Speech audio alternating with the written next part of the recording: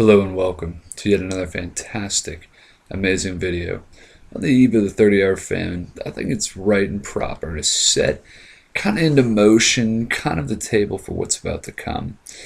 It'll be an event which stretches, challenges, and above all, recauses us to think, what exactly is our role as the body of Christ? Are we fully living out and living into who we are and who we're supposed to be?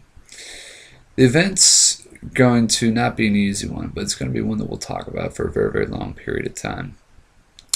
Because at the reality and at the heart of what life is all about is this simple notion that life isn't fair. Is it fair that we're born in the United States of America, that we don't often have to worry about where our next meal will come, that most of the diseases which have crippled humanity for centuries are just a thing of the past to us? That's not fair.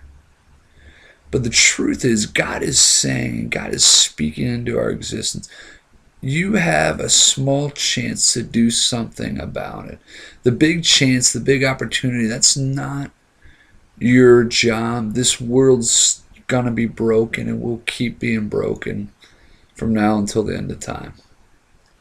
But you have a chance to make life a little better for somebody else.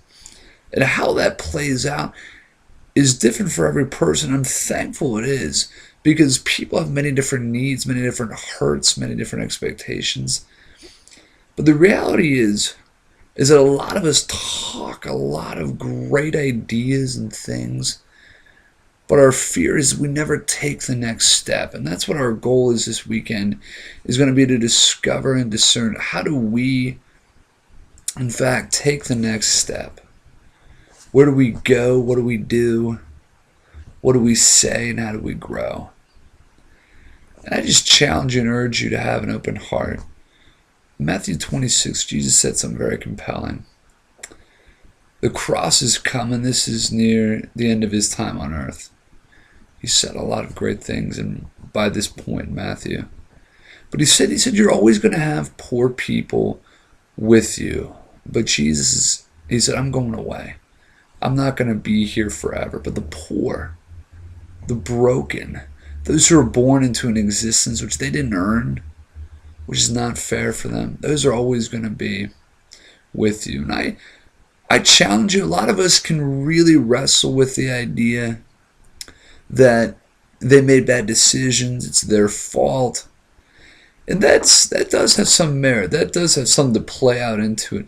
But what I challenge you to do is not to split hairs on that. I challenge you instead to look and to say, God, I'm going to give that part to you. This is somebody I'm helping, someone I'm stepping into, someone I'm going to bat for. And they don't deserve it. There's somebody who's not going to appreciate it, not going to take it. God, that's your job to deal with them, not mine.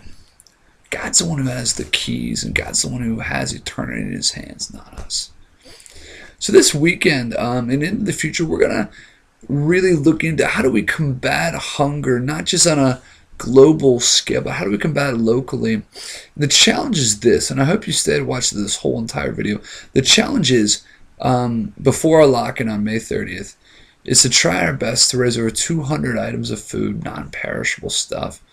Macaroni and cheese, tuna fish, soup, peas, green beans, pears, peaches, whatever you can find, whatever you can bring. For a lock-in, we're going to do something really, really cool. We're going to do something really neat. And we might, I myself will probably do it, and another leader might do it too. If we reach that goal, we're going to do something a little fun that night. You get to choose kind of a fate that happens. It could be slime. It could be something crazy with the hair. There's a lot of, hey, my hair is going to be a little longer by that time. So there's a lot of things we can do to make it really, really fun. Brian gets to play laser tag in his PJs, play in a suit, play in a dress. It's totally cool. We'll determine that. But if we don't hit 200, none of this happens. You can get the congregation on board. You can ask other people. We're going to collect them in the youth room, but we have to hit 200. St. John's going to do a similar thing, and we may even challenge them to see who hits more. Their youth leader, trust me, is even crazier than I am. So we just encourage you, 200 is the goal. Something big is going to happen. You're going to continue to be the hands and feet of Jesus. by giving local hungry families that opportunity, because our food pantry is still a little bare. And 200 items of food, can you make that happen? We'll talk more this weekend.